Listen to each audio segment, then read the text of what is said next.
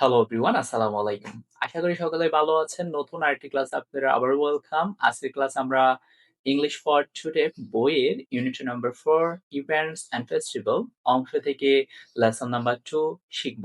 আজকের ক্লাস আমরা ভোকাবুলারি গুলো শিখব, সেন্টেন্সের বাংলা অর্থ শিখব, বেসিসের বাংলা অর্থ কি আসে সেটাও শিখব এবং পরীক্ষায় কিভাবে আমরা এমসিকিউ এবং প্রশ্নগুলো সলভ করতে পারি সে বিষয়টিও জানবো।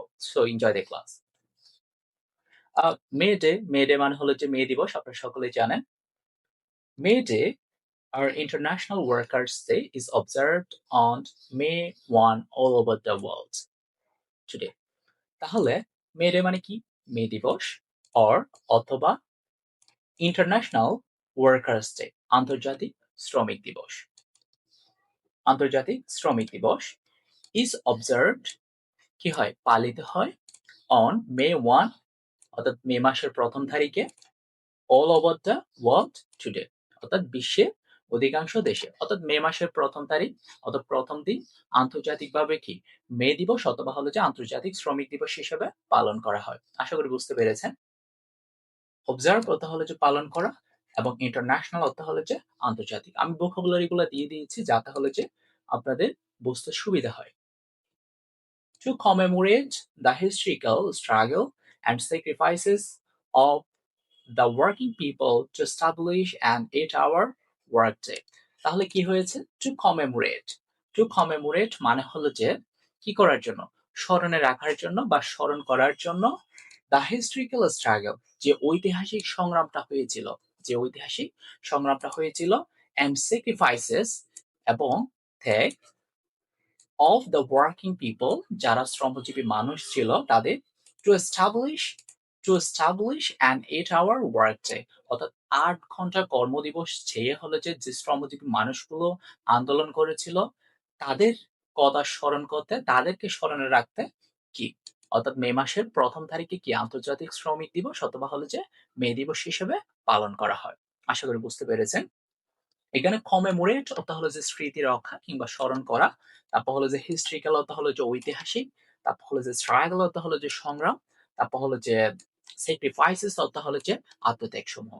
আশা করি বুঝতে পেরেছেন। এবং এস্টাবলিশ অর্থ হলো যে প্রতিষ্ঠা করা। It is a public holiday in almost all the countries of the world. তাহলে এটি একটি সরকারি ছুটির দিন। It is a public holiday. এটি একটি সরকারি ছুটির দিন in almost all the countries, বিশ্বের প্রায় দেশে of the world, অর্থাৎ কি পুরো বিশ্বের মধ্যে, অর্থাৎ পুরো বিশ্বের মধ্যে অধিকাংশ দেশে হলো যে মে মাসের প্রথম তারিখে কি আন্তর্জাতিক শ্রমিক দিবস হিসাবে পালন করা হয় এবং এটি একটি হলো যে পাবলিক হলিডে অর্থাৎ সরকারি ছুটির দিন। অলমোস্ট অর্থ হলো যে প্রায়।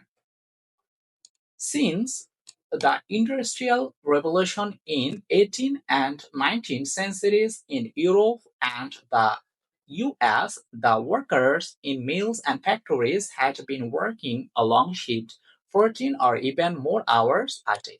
তাহলে কি?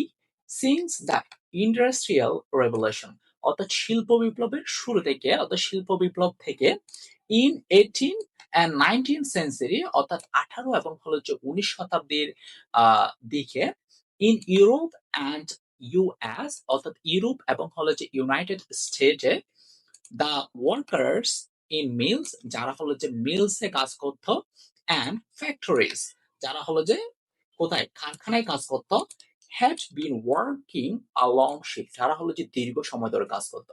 অর্থাৎ 18 এবং হলো যে 19 শতাব্দীর শিল্প বিপ্লবের সময় ইউরোপ এবং হলো যে আমেরিকাতে যারা কাজ করতো অর্থাৎ মিলস এবং ফ্যাক্টরিতে তারা কি একটা দীর্ঘ সময় ধরে দীর্ঘ শিফট হলো যে কাজ করতো। 14 or even more hours a day, দিনে 14 ঘন্টা কিংবা মাঝে মধ্যে হলো যে 14 ঘন্টার বেশি সময় ধরে কি তারা কাজ করতো। ইন্ডাস্ট্রিয়াল রেভলিউশন অর্থ হলো যে শিল্প বিপ্লব, ইন্ডাস্ট্রিয়াল রেভলিউশন অর্থ হলো যে শিল্প বিপ্লব, সেঞ্চুরিজ অর্থ হলো যে শতাব্দীগুলো বা শতাব্দী, তারপর ফ্যাক্টরিজ অর্থ হলো যে কারখানা। তারপর on May 1st in 1886, inspired by the trade union, half of the workers at the Micromic harvesting machine company in Chicago went on a strike demanding an 8-hour workday. তাহলে বাংলা উত্তরটা আমরা একটু দেখি।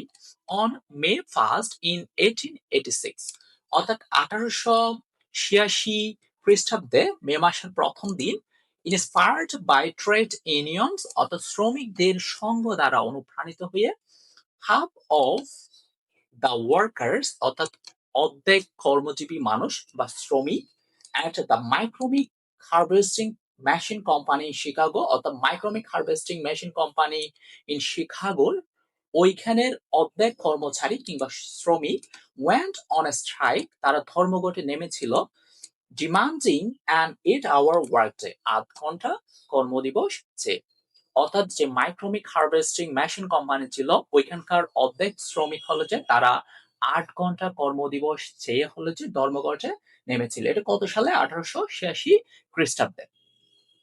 তাহলে ইন্সপায়ার্ড তাহলে যে অনুপ্রাণিত হওয়া, ট্রেড ইউনিয়ন অর্থ হলো যে শ্রমিক সংঘ, তারপর হলো যে স্ট্রাইক অর্থ হলো যে ধর্মঘট, ডিমান্ডিং অর্থ হলো যে দাবি করা, অত কোনো কিছু দাবি করা। তাহলে তাদের দাবিটা হলো যে অনেকটা হলো যে যৌক্তিক ছিল। 2 days later a workers' rally was held near the Micromic Harvester Machine Company and about 6,000 workers joined it. তাহলে বাংলা অর্থটা দেখি আমরা একটু।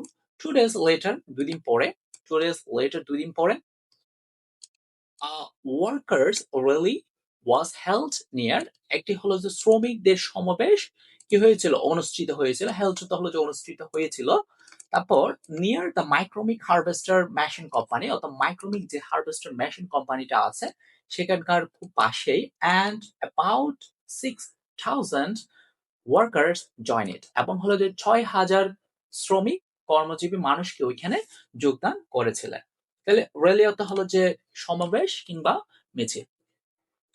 The rally was addressed by the labour leaders, অর্থাৎ হলো যে এই যে দ্য র্যালি অর্থাৎ হলো যে মিছিলটি ছিল বা সমাবেশটি ছিল, অ্যাড্রেসড অর্থাৎ হলো যে কি করেছিল? ভাষণ দেওয়া বা সম্বোধন করা কিংবা হলো যে পরিচালনা করা কি, যারা হলো যে শ্রমিকদের নেতা ছিল তাদের দ্বারা।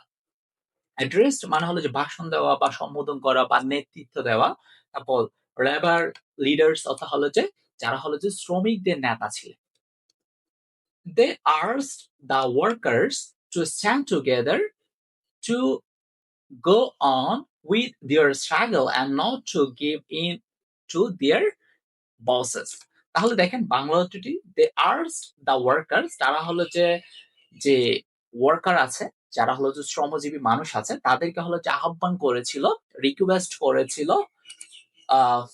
টু স্ট্যান্ড টুগেদার অর্থাৎ একে অপরের পাশে দাঁড়াতে, একে অপরের পাশে দাঁড়াতে, to go on with their struggle, এবং তাদের যে সংগ্রাম আছে সেটি হলো যে একসাথে সামনে নিয়ে যেতে, and not to give in to their buses, এবং তাদের বস অর্থাৎ তাদের মালিকদের কাছে কি নত স্বীকার না হতে, অর্থাৎ নতি স্বীকার না হতে, অর্থাৎ ছোট না হতে, অর্থাৎ তাদের যে মালিক আছে তাদের কাছে কি নতি স্বীকার না করতে।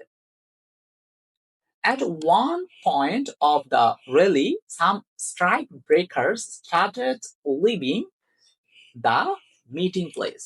তাহলে দেখেন, at one point of the rally অর্থাৎ হলো যে র্যালির একটি সময় অর্থাৎ সমাবেশের একটি সময়, একটি মুহূর্তে, some strike breakers অর্থাৎ কিছু ধর্মঘট ভঙ্গকারী started leaving the meeting place অর্থাৎ কি করেছিল? শুরু করেছিল, যে মিটিং প্লেসটি আছে সেটি ত্যাগ করা শুরু করেছিল। মিটিং প্লেস, তাহলে এখানে স্ট্রাইক ব্রেকার্স অর্থাৎ হলো যে ধর্মঘট ভঙ্গকারী। The strikers went down the street to bring them back.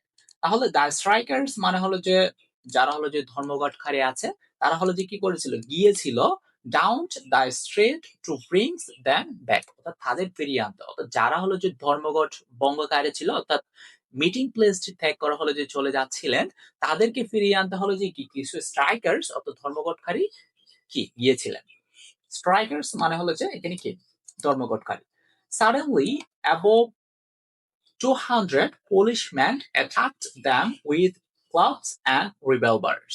তাহলে কি করে? সাডেনলি হঠাৎ about 200 পুলিশম্যান অর্থাৎ 200 পুলিশম্যান অর্থাৎ পুলিশ অ্যাটাক করে, তাদের আক্রমণ করেছিল, দেন তাদেরকে উইথ ক্লাবস অ্যান্ড রিভলভার্স অর্থাৎ হলো যে লাঠি এবং অস্ত্র শস্ত্র নিয়ে। সাডেনলি অর্থ হলো যে হঠাৎ, অ্যাট্রাক্ট অর্থ হলো যে আক্রমণ করেছে, ক্লাবস অর্থ হলো যে লাঠি বা ভারী লাঠি দিয়ে।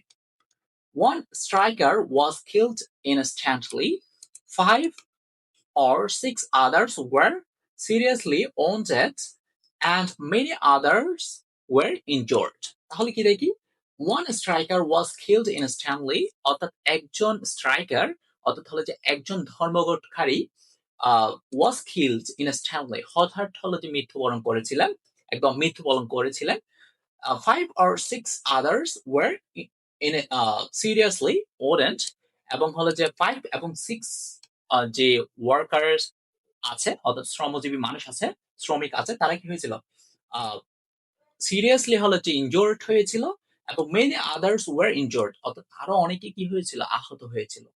ইনস্ট্যান্টলি অর্থ হলো যে তৎক্ষণাৎ, তারপর হলো যে ওরেন্ট অর্থ হলো যে আহত হওয়া, তারপর হলো যে ইনজোর্ড অর্থ হলো যে ক্ষত বিক্ষত।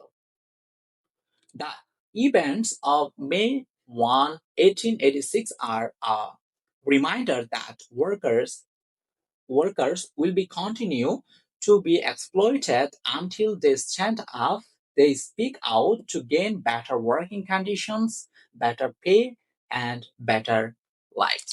তাহলে কি হয় বাংলা অর্থ, the event of May 1, 1886 R reminder অর্থাৎ হলো যে এই যে এটা একটা হলো যে রিমাইন্ডার, একটা হলো যে এটা আমাদেরকে মনে করিয়ে দেয় একটি সংগ্রামের কথা, একটি আত্মত্যাগের কথা, অর্থাৎ 1886 সালে যেটি হয়েছিল, that workers will continue be exploited অর্থাৎ যে ওয়ার্কার্সরা আছে, যে শ্রমজীবী মানুষরা আছে, তারা হলো যে কি হবে, শোষিত হবে, প্রতিনিয়ত শোষিত হবে আনটিল দে স্ট্যান্ড আপ, যদি না তারা হলো যে অন্যায়ের বিরুদ্ধে না দাঁড়ায় কিংবা প্রতিবাদ না করে, and speak out the gain better working condition, তারা যদি ভালো আহ কাজ করার জন্য ভালো পরিবেশের কথা না বলে অথবা হলো যে বেটার পে, যাদের হলো যে ভালো টাকার কথা না বলে, অর্থাৎ হলো যে ভালো মাসিক একটা স্যালারি লাগে, বেতন লাগে, সেটির কথা না বলে, অথবা হলো যে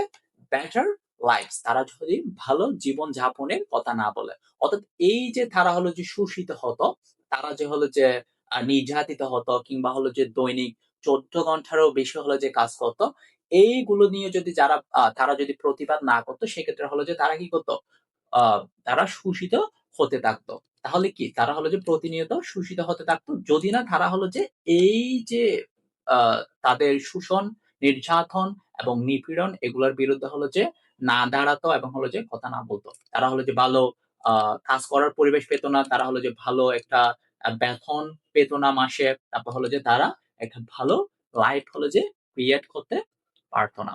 সো আশা করি বুঝতে পেরেছেন। এখানে রিমাইন্ডার অর্থ হলো যে মনে করিয়ে দেওয়া, তারপর এক্সপ্লয়েটেড অর্থ হলো যে শোষিত হওয়া, কন্ডিশনস অর্থ হলো যে শর্তাবলী বা অবস্থা। তো আমি চেষ্টা করেছি প্রত্যেকটা বিষয়কে হলো যে একদম সহজভাবে উপস্থাপন করার, এবং হলো যে আমি বাংলা লিখে দিয়েছি সেন্টেন্স গুলোর, এবং যে কঠিন ভোকাবুলারি গুলো আছে সেগুলোর বাংলাও আমি পাশে লিখে দিয়েছি। ইংলিশে কিভাবে উচ্চারণ করবেন সেটাও লিখে দিয়েছি। আশা করি আহ আপনারা উপকৃত হবেন পেসিসটি পড়ে, এবং পরীক্ষায় আহ পরীক্ষার জন্য হলো যে পেসিসটি খুবই গুরুত্বপূর্ণ। আশা করি আজকের ক্লাসের মাধ্যমে আপনারা হলো যে উপকৃত হয়েছেন এবং পরীক্ষায় যে এমসিকিউ এবং প্রশ্নগুলো আসবে সেগুলো সহজেই আনসার করতে পারবেন। সো পরবর্তী নতুন কোনো একটি ক্লাস নিয়ে আবারও দেখা হবে। ততক্ষণ পর্যন্ত ভালো থাকবেন, সুস্থ থাকবেন। আসসালামু আলাইকুম।